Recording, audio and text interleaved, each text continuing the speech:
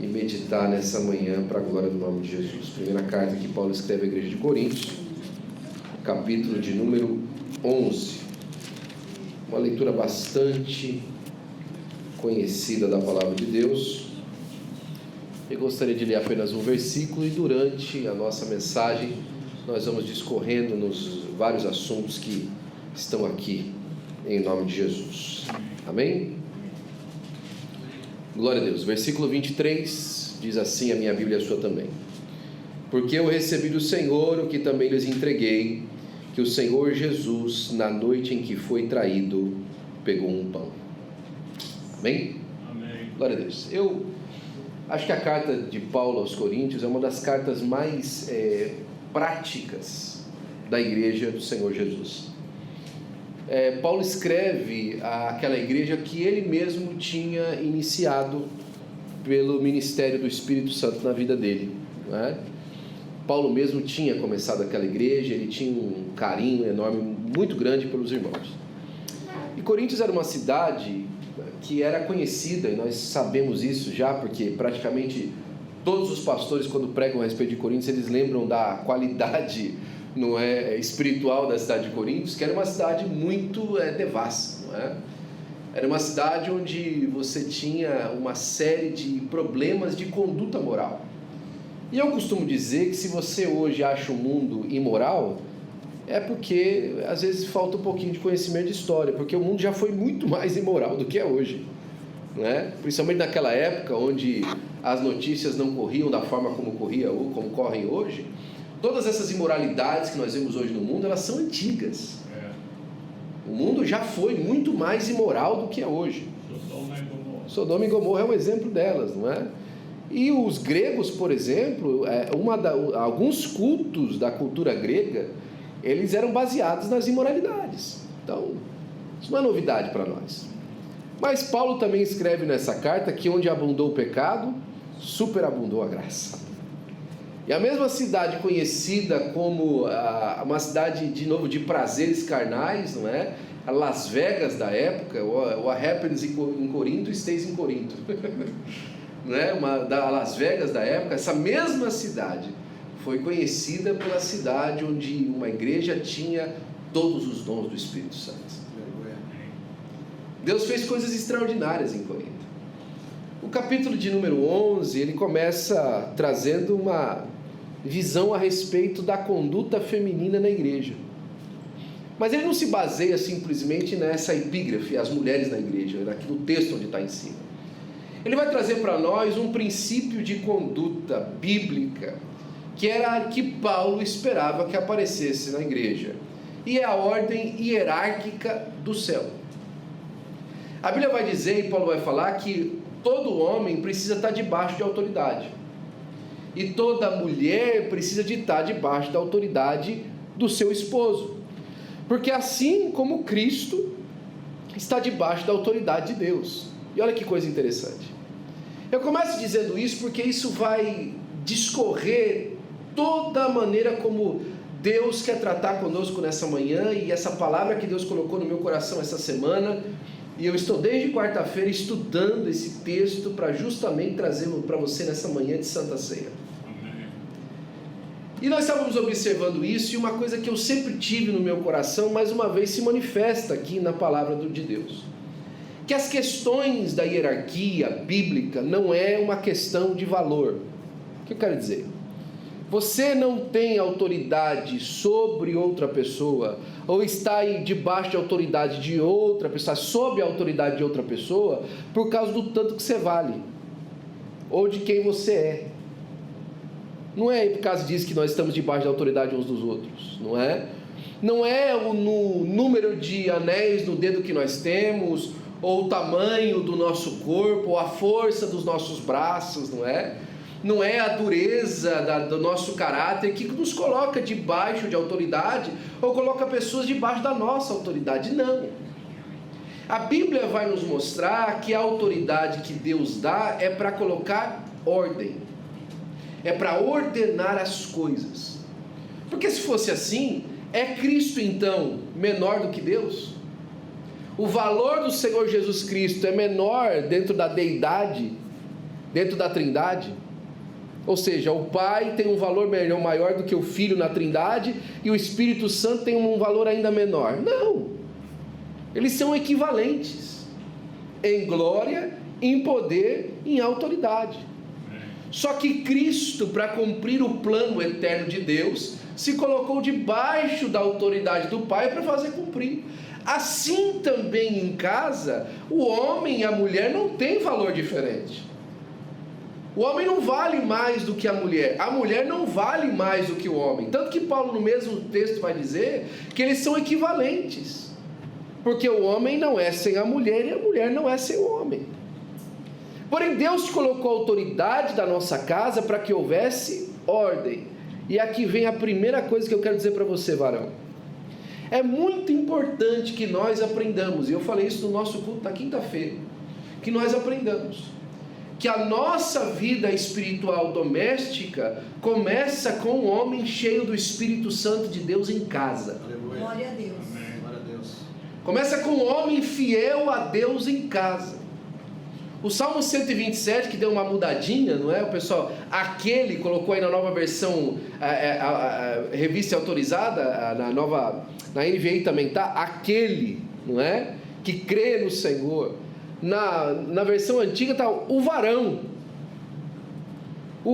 que crê no Senhor, porque a sua esposa será como árvore plantada junto a ribeiros de águas. Começa tudo isso, não é? Debaixo da autoridade de um homem que se colocou debaixo da autoridade de Deus, para cumprir o seu valor. E aí ele vai entrar em uma coisa que a gente, hoje em dia, tem problema para falar, que as pessoas não querem mais aceitar as coisas assim. Porque no final do texto ele vai falar que o cabelo da mulher serve de véu. Isso é uma discussão tremenda, irmão. Porque vai dizer que é por conta da questão de Corinto, que em Corinto se tinha um costume, e aquele costume na verdade estava trazendo uma interpretação errada de quem era do Senhor, de quem não era do Senhor.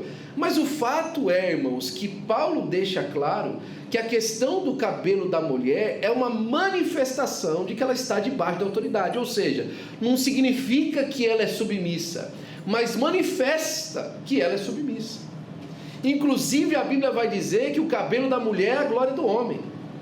Ou seja, meu irmão, se a sua esposa quiser gastar um pouquinho mais no salão de beleza, deixando o cabelo dela bonito, isso é um investimento abençoado para você, viu? Não é?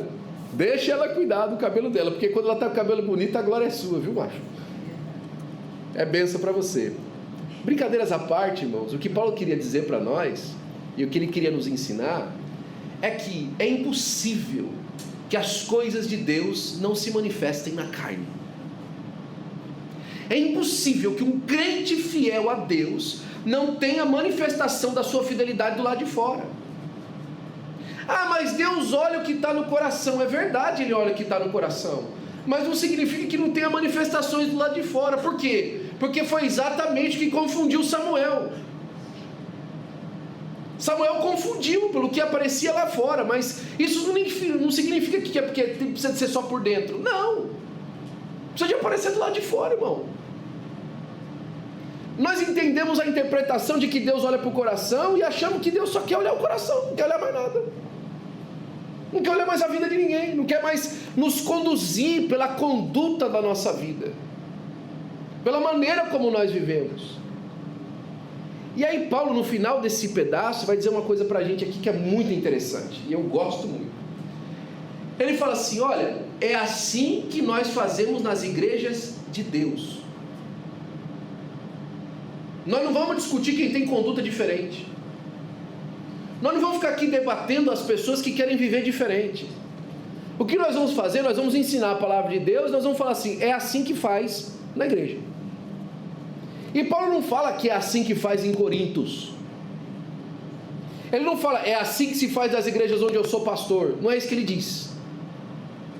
Ele diz assim: é assim que se conduz na igreja de Deus.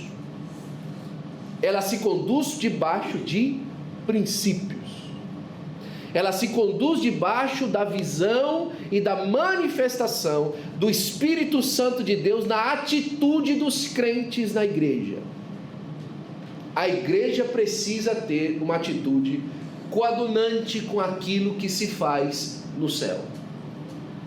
E Paulo está dizendo aqui para os irmãos que ele louvava isso na igreja.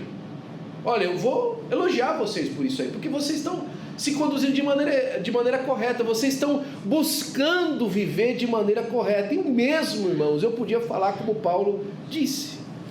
Glória a Deus. Nós estamos buscando o propósito de Deus para a nossa casa e para a nossa família. Mas aí Paulo vai entrar num outro assunto, que é o assunto onde eu queria me debruçar um pouquinho mais. Que ele falou assim: só que está tendo um outro problema aí com vocês, não é? Isso aí eu vou prescrever para vocês, mas não posso elogiá-los. Versículo 17. Porque chegou a informação para mim que alguns se reúnem na igreja e existem divisões entre vocês. E ele está falando o seguinte: em parte, acredito que isso é verdade. Duas coisas importantes. Irmão, você nunca vai impedir que notícia não corra na igreja. Fique tranquilo, não é?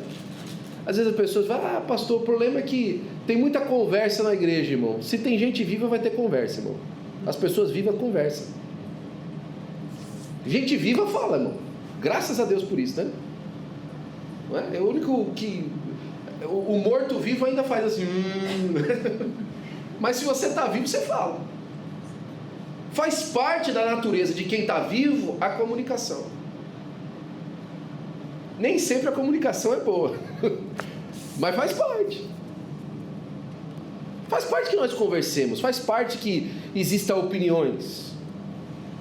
E Paulo estava dizendo que tinha chegado até ele, ou seja, a conversa, irmão, tinha ido longe. Lá no começo da carta, ele vai falar assim: olha, os da casa de Cloe me trouxeram notícias. Irmão, é normal, viu?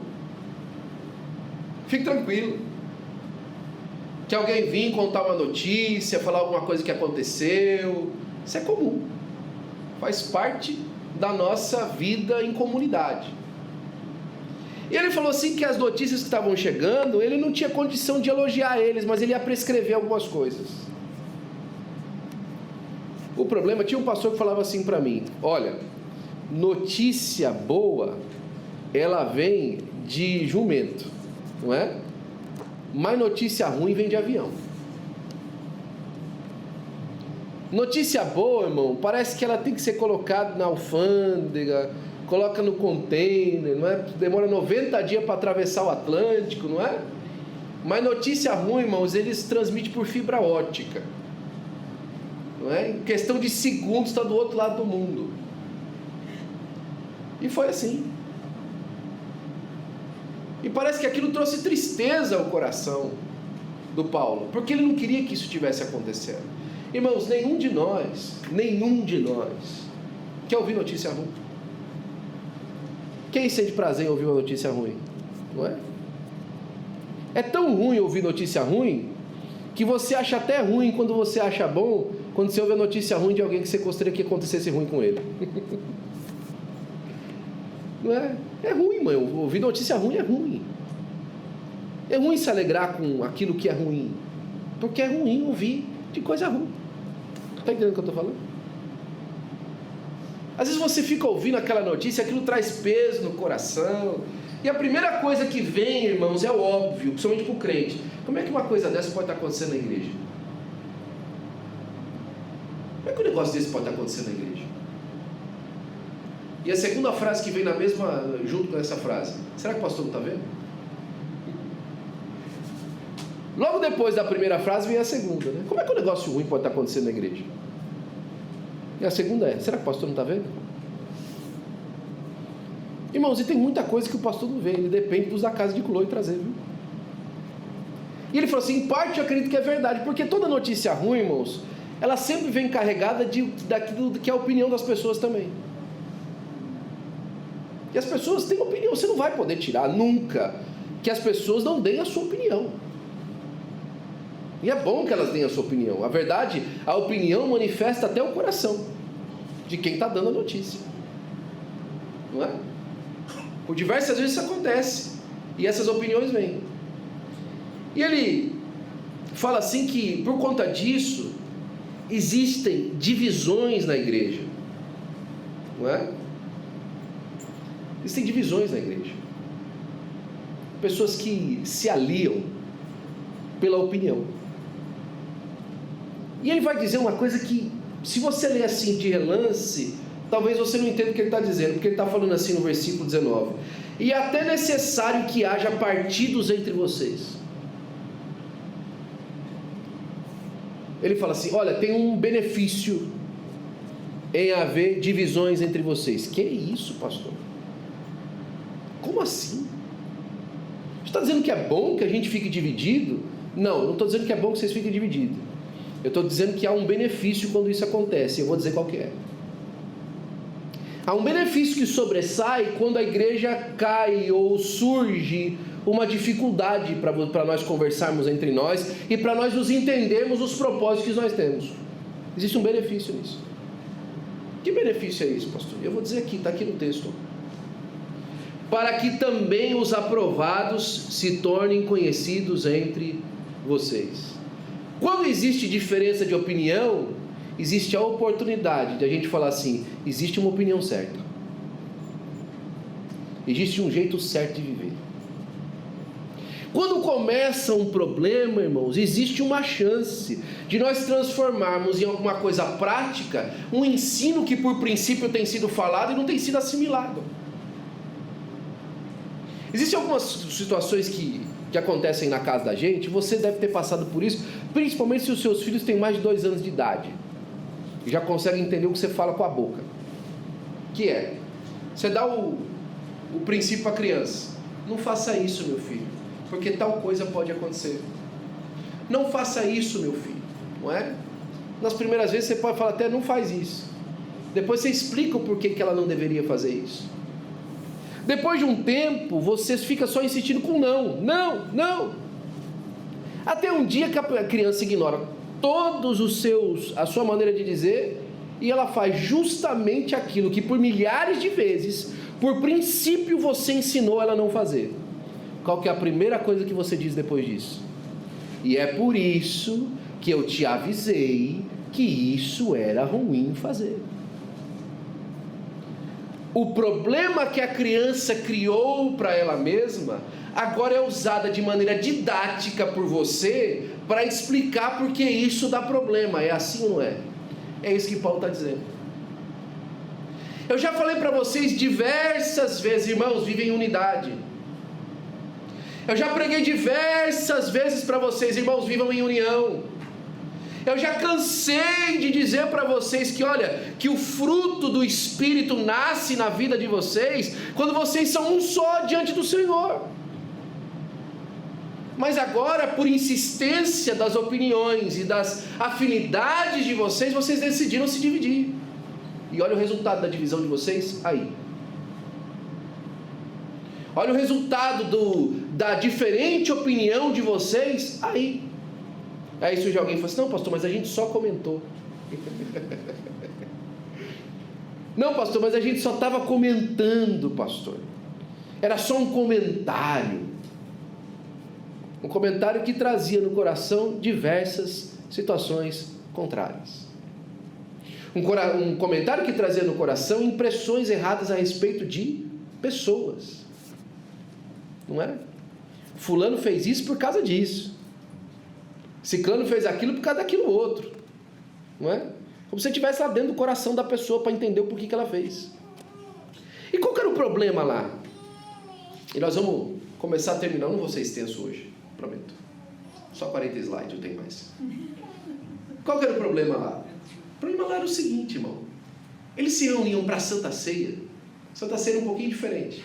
A Santa Ceia era um banquete. Não é? Era literalmente um almoço, uma janta. E a Bíblia vai dizer que a igreja primitiva, nos primeiros dias, tomava a Santa Ceia todo dia. Todo dia, quando se reuniam, eles ceavam. E era essa Santa Ceia que a gente tinha. Eles faziam isso em memória do Senhor. A Santa Ceia ganhou esse molde como nós temos hoje na patrística, por volta do ano 100, do ano 200. Não é? Justino, o Marte, que foi que ele estipulou essa liturgia da Santa Ceia que nós temos hoje, muito próxima com a que nós temos hoje. Então foi nesse tempo que a coisa foi desenvolvendo. Só que naquele momento lá, naquela época, lá na igreja da cidade de Corinto, eles tomavam Santa Ceia juntos e faziam uma festa bonita, irmão. Só qual que era o problema? É que tinha gente que trazia, irmão, aquele cream cheese do suíço, não é? Especial, com o... como é que chama aquele negócio? Caviar e tal, não é? Tostadas especiais e tudo mais. E tinha os irmãos que chegavam com um toicinho que ele tinha fritado de manhã, do porco que ele tinha matado antes de ontem. E chegavam para comer junto, e o pessoal que trazia caviar falava, não acredito. Como diz lá o outro, eu não acredito nisso não, Charlie. Né? Nós vamos fazer, não acredito que nós vamos fazer isso aqui. Poxa, a gente está trazendo isso aqui, o outro vai trazer só aquilo. Quer dizer, tem gente, irmão, que não coopera quando a gente está fazendo coisa junto na hora de comer. Tem gente que, sério mesmo, tem gente que não trouxe nada para a gente comer. E quer dizer que agora que nós vamos ficar bancando o almoço dos outros. É assim mesmo que nós vamos fazer? E o pessoal começou a ficar irritado. E vamos lá, vamos colocar o nosso couro lá? Eles não tinham razão. Olha, meu, não trabalha tanto, não é? Corre tanto atrás. Para chegar aqui agora tem que ficar bancando o pessoal que não quer trazer. Não é? E não é só isso que não quer trazer. Não trazia e na hora de ir embora é o que se levava as quentinhas maior. É o que se levava os pratos, mas não, vou levar para casa e tal. Na semana inteira nós vamos comer todo mundo lá em casa. Mas peraí, como é que é isso aí? Como é que funciona isso?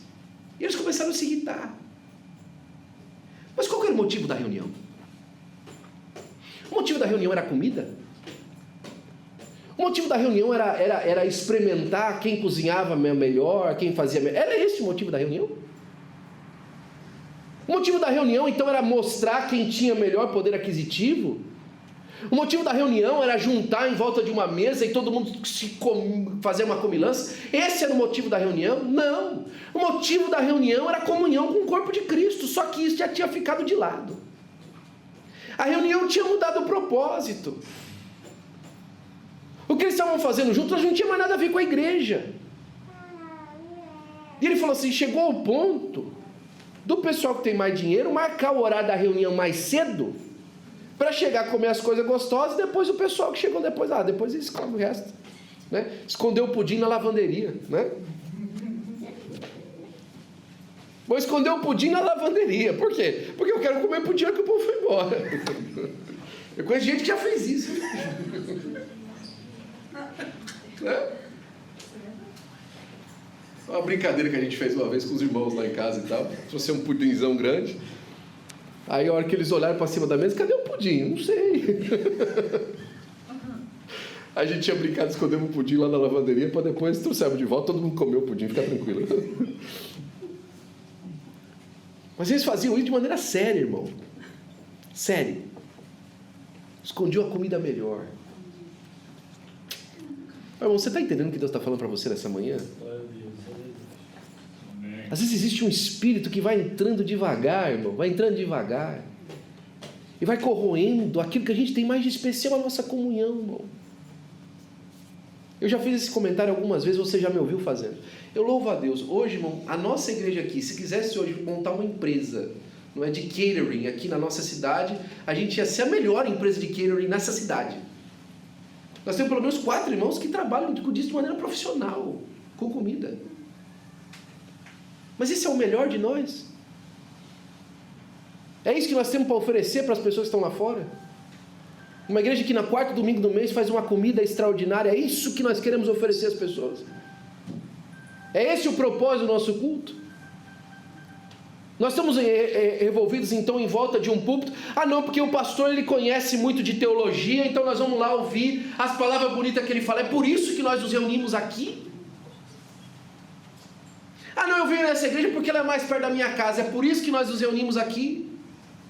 Por causa de coisas efêmeras, por causa de coisas dessa esfera, da esfera do contato humano, da organização institucional? Ou nós estamos aqui por causa do corpo de Cristo? Aleluia. Por causa da unção do Espírito Santo de Deus? Nós viemos aqui chamados por causa da glória de Deus no nosso meio. Qual que é o propósito da nossa reunião? E Paulo estava falando para eles, olha, isso aqui não está dando não. Isso aqui está ruim. Vocês estão ligados mais às diferenças de vocês do que no fato de que todos nós somos pecadores necessitados da graça de Deus. Aleluia, glória a Jesus. Não tem ninguém aqui, irmão, que não precisa do sangue de Jesus. Ninguém. Do pastor ao irmão que chegou hoje no culto, hoje, a primeira vez veio na igreja hoje, ele precisa tanto da graça de Deus como eu, e quantos aqueles que não vieram na igreja hoje, que nem sabem que nós estamos aqui. E ele falou assim, não está dando isso, vocês estão numa condição muito ruim fazendo isso aí, não é? Porque quando come, cada um toma antecipadamente a sua própria ceia, enquanto um fica com fome, o outro fica embriagado. Será que vocês não têm casas onde podem comer e beber? Ou menosprezam a igreja de Deus e envergonham que nada tem? Que posso dizer a vocês? E certamente não posso elogiá-los. A coisa estava complicada, irmão. O pessoal estava tendo uma conduta errada. E aí ele lembra, e esse aqui é o ponto da minha mensagem. Assim, porque eu quero dar para vocês o que eu quero prescrever para vocês. Lembra que ele falou assim, que eu vou prescrever um negócio para vocês. Porque o que eu quero prescrever para vocês é o seguinte, porque o que eu recebi do Senhor foi o que eu também vos ensino. Paulo está trazendo para a gente uma lição, e essa aqui, do ponto de vista teológico, espiritual e da revelação bíblica, é uma coisa profundíssima. Porque Paulo fala outras vezes que ele recebeu. Capítulo 15 vai falar assim, porque aquilo que eu recebi eu também vos ensinei. Mas nesse texto, ele usa uma expressão a mais. Ele fala assim, porque o que eu recebi do Senhor.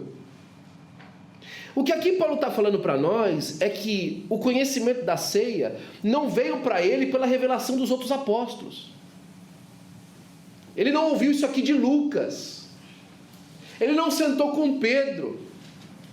O que ele está dizendo nesse texto é que o próprio Jesus mostrou para ele como aconteceu na noite em que ele foi traído. O próprio Jesus revelou para Paulo como é que foi que as coisas aconteceram. Porque o que eu recebi do Senhor foi o que eu também vos ensinei. Ou seja, o princípio pelo qual Pedro está prescrevendo alguma coisa não é baseado no achômetro dele ou então no gerenciamento de pessoas. Uma das grandes coisas que se usa aí no mundo corporativo, para uma pessoa que trabalha num cargo de diretivo, é que ele saiba gerenciar pessoas. Não é? Não, essa pessoa é um bom gerente de pessoas, é um líder e tanto, né? Esses dias atrás eu estava vendo um dos atletas do pentacampeonato brasileiro, falando, não, o Luiz Felipe Scolari, o Filipão, ele era muito bom de grupo. Ele sabia gerenciar as estrelas e tal. Que coisa extraordinária, nada tem a ver com a igreja. Eu já vi muitas vezes pastores que não conseguiam nem cumprimentar os irmãos direito, e o trabalho era extraordinário, e gente que era gente do povo, e a coisa não ia para frente. Porque não tem nada a ver uma coisa com a outra, irmão. Não é a qualidade das nossas capacidades pessoais que avança o trabalho da igreja, esqueça isso. Não é a maneira como nós conseguimos nos comportar e tratar a polidez do nosso português. Não, irmãos. Os irmãos que começaram o trabalho da Assembleia de Deus mal falavam português. Tem uma gravação do Daniel Berg, do Gurnaving, do Daniel Berg falando, né? Cantando Precioso para mim é Jesus. Precioso para mim é Jesus. Nós gostamos da mensagem dos nossos patriarcas da Assembleia de Deus, né? Jesus Cristo salva, Jesus Cristo cura, Jesus Cristo batiza com o Espírito Santo, Jesus Cristo virá para buscar a sua igreja. E os irmãos, uau, que mensagem simples, eles não sabiam falar mais português do que isso. A mensagem não era simples só porque eles só sabiam isso, é porque o português deles era isso aí. E Jesus levantou um império no Brasil chamado Assembleia de Deus com essa mensagem. Por quê? Porque não era mensagem, era porque o que eu recebi do Senhor foi o que eu também vos ensinei. Glória a Jesus. A nossa reunião, ela está concentrada naquilo que nós recebemos do Senhor para compartilhar entre nós. Amém. Aleluia. Naquilo que nós recebemos de Deus, da pessoa bendita do Espírito de Deus para ministrar nos corações, e disso é o que nós compartilhamos. Todo o resto, irmãos, é muito bom. Mas deixa eu deixar bem claro para você: todo o resto é resto, é a parte extra, não é? É aquilo que nós temos a mais. O principal do nosso culto é a pessoa de Jesus. Nunca se confunda disso. Amém. A nossa reunião é em volta do Senhor Jesus Cristo. Não deixe que as coisas demais que acontecem na igreja tirem o foco disso. Eu gosto, irmão, falei ontem na nossa academia de capacitação de obreiros, eu gosto das reuniões, irmãos, os encontros, os churrascos, os cultos no parque, os chás das mulheres, os bolos de aniversário, são todos maravilhosos, irmãos, mas não é isso, irmão, não tem nada a ver com isso. Gosto dos nossos esforços para a missão, é tudo bênção, irmãos, glória a Deus por isso, mas não é isso, irmão, é a pessoa de Jesus, é Ele. O que eu recebi do Senhor é o que eu vos ensinei. E aqui Paulo faz o detalhe, e eu quero começar a terminar com isso. Na verdade, já comecei a terminar, né? Vou terminar agora. E aqui está o detalhe do que ele fala: que o Senhor Jesus Cristo, na noite em que ele foi traído.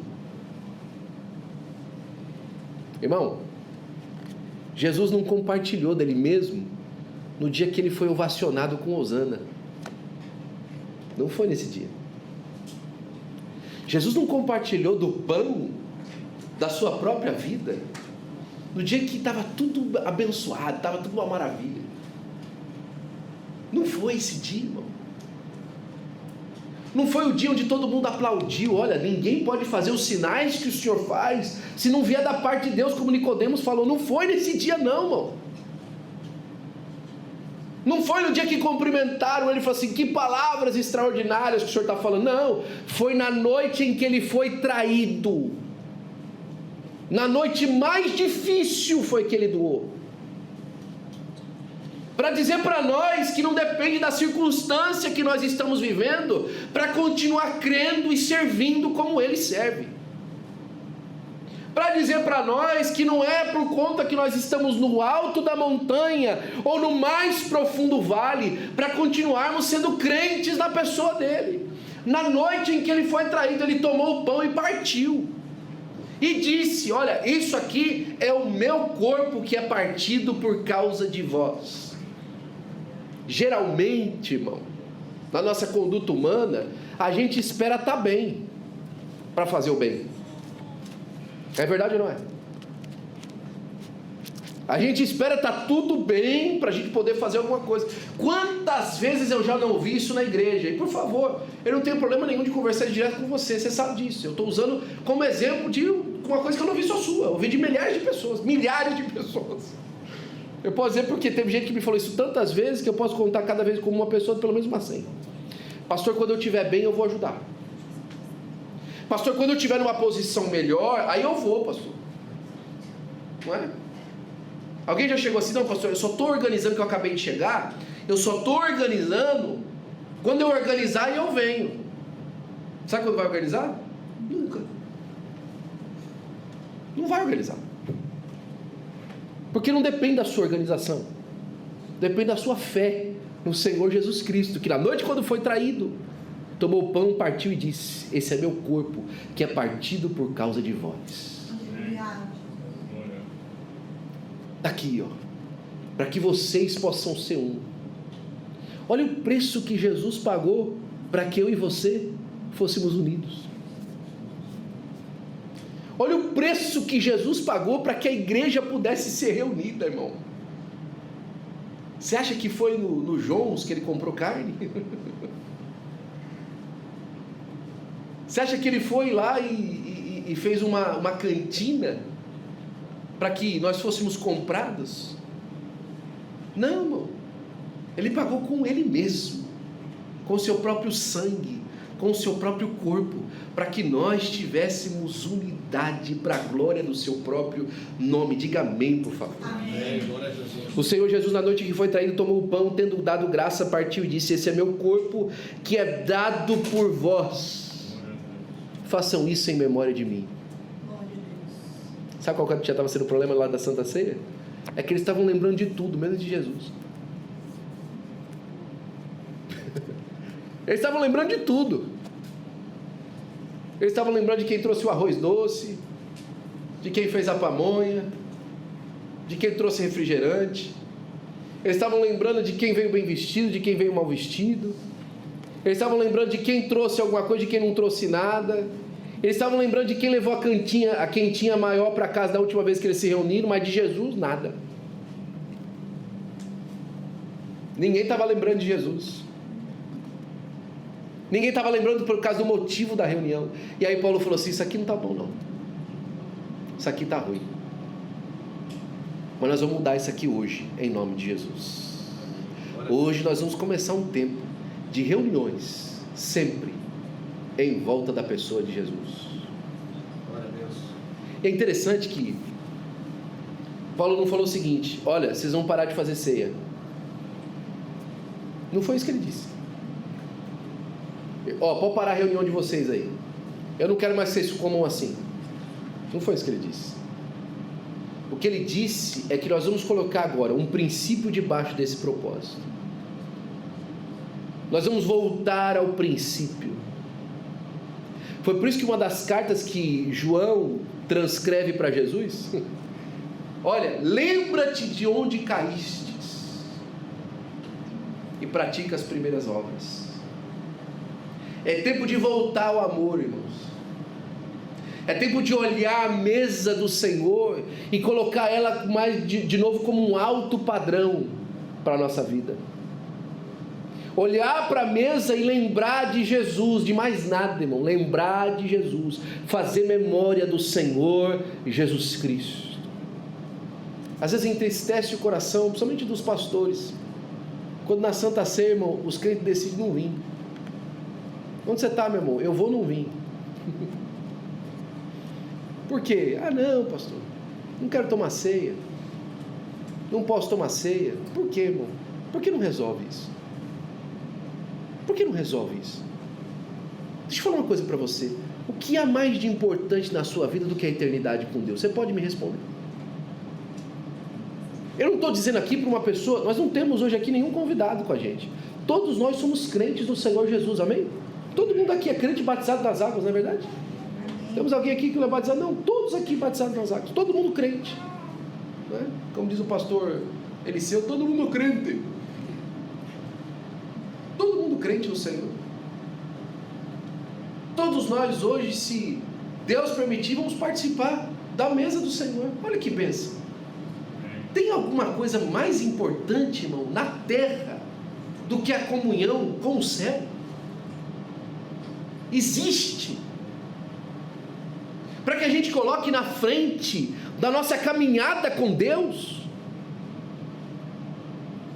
para que a gente se afaste dessa realidade. Pastor, mas tem irmão que não está aqui hoje porque está trabalhando e não tinha como fazer, mas que avisa com dor no coração. Mas tem pessoas que preferem não vir, porque não é importante, porque é uma reunião qualquer. Irmãos, olha o que custou para que nós tivéssemos unidade. O Senhor Jesus, na noite em que foi traído, tomou o pão e partiu. Façam isso em memória de mim, não é?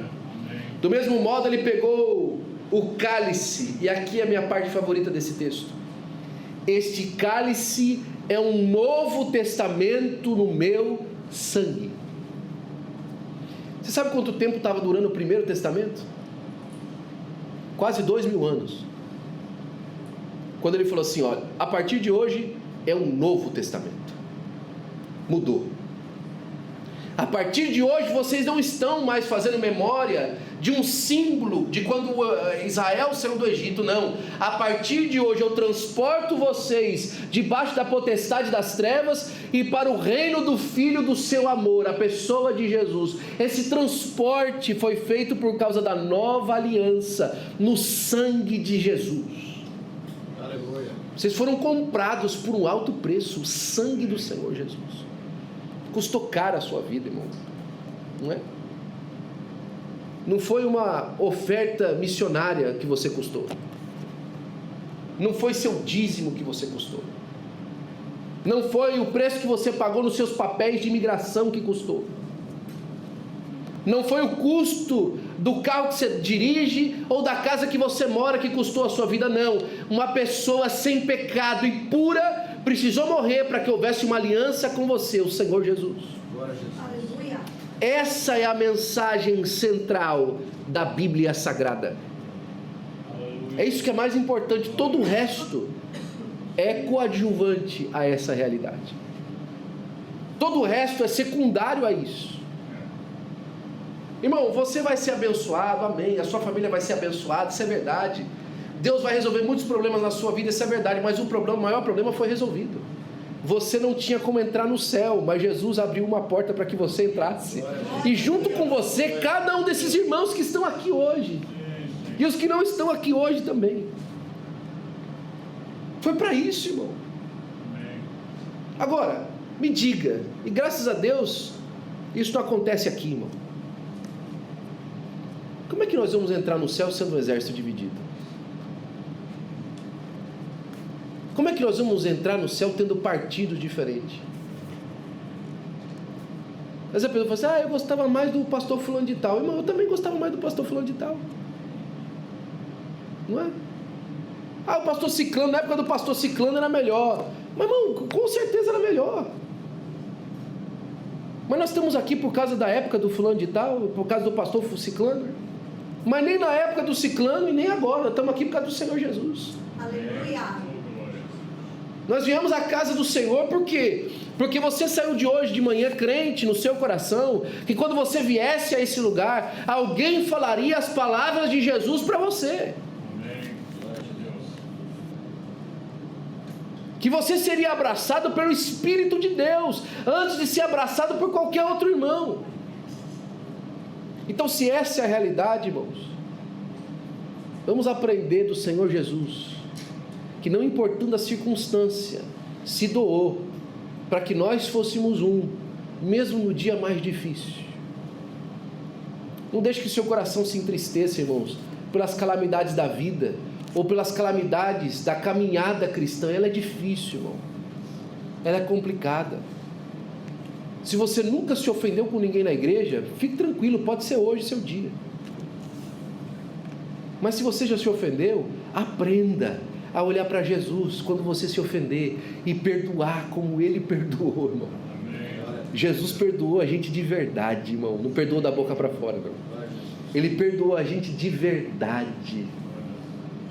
Ele falou, dos seus pecados não me lembrarei mais. Para que nós fôssemos um. Deixa eu orar por você, fique de pé por gentileza. Glória a Deus. Eu sei que hoje alguém pode ter chegado aqui de manhã triste com alguma situação. Talvez na caminhada com Deus alguém lhe desprezou. Já foi desprezado por Deus? Já se sentiu desprezado pelo próprio Deus? Não. Pois é, teve gente que já se sentiu desprezado pelo próprio Deus. Não que ele tenha sido. Deus me esqueceu. Só que ao tempo passa, você fala assim, não, me esqueceu não, estou vivo. Amém. Estou abraçado.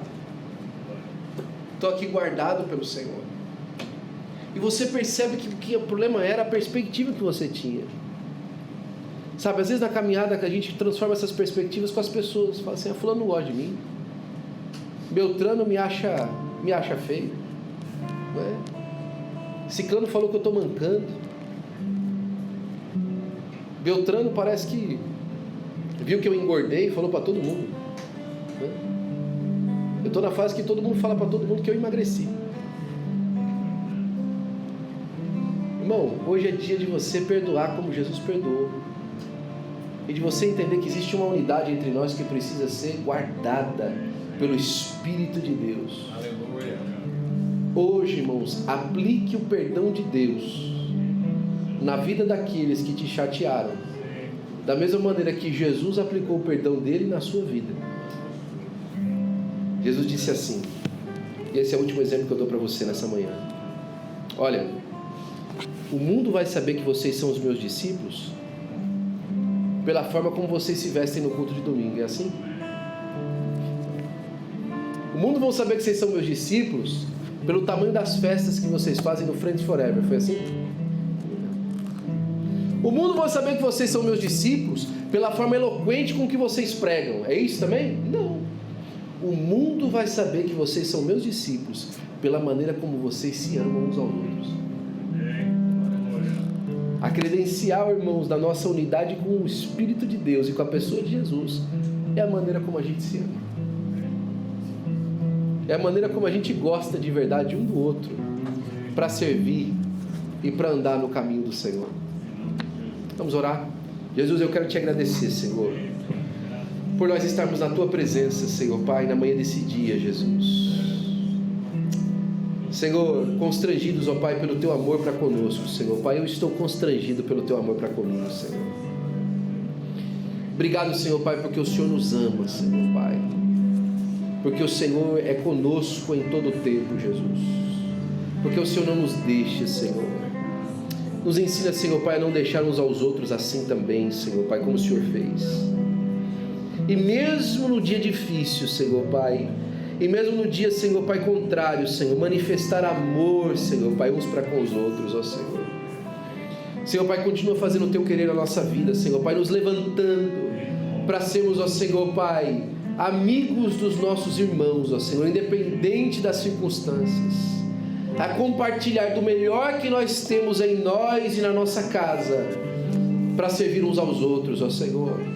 A não olhar, Senhor Pai, a nossa circunstância para servir, mas servir de coração, para que possamos fazer o seu querer todos os dias da nossa vida, Senhor. E nós para sempre te daremos a honra, a glória e o louvor em nome de Jesus. Amém e amém.